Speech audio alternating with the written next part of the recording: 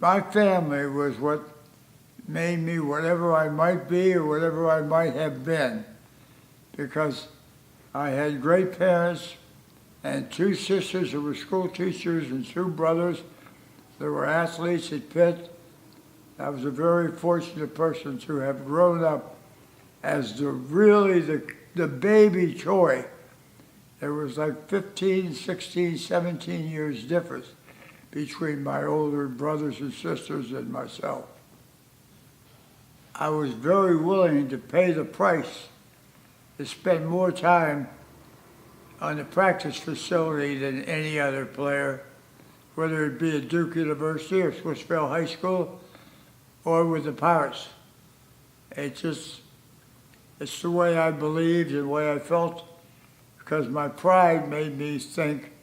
I can remember shooting basketball over and over and over again, and when I'd miss a few, I'd say, you're never going to be All-American that way. I was very fortunate as a youngster representing the city of Pittsburgh in the Hearst All-Star game when I was a junior in high school, and then once again in my senior year, and it led to exposure all over the country. I ended up getting a basketball scholarship to Duke University, where I spent 4 years, graduated from Duke, was signed by Mr. Branch Rickey Sr., who was general manager of the Pirates, and joined the Pirates the day after I came back from the College World Series. Played that summer with the Pirates.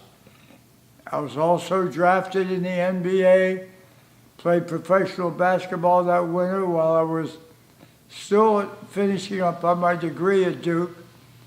And the only way that happened, if you're wondering, because it was Fort Wayne, Indiana, this was 1952, they actually got me a private plane that flew me back and forth between Durham, North Carolina, and Fort Wayne, Indiana to play basketball games. The minute I graduated, my basketball career came to an end because Uncle Sam called me and said, it's time to go in the Army. Spent 2 years in the Army, returned and played the 1955 season with the Pittsburgh Pirates. Mr. Rickey said at the end of that season, no more professional basketball. So that was the end of my basketball career. Continued to play baseball for another 13, 14 years.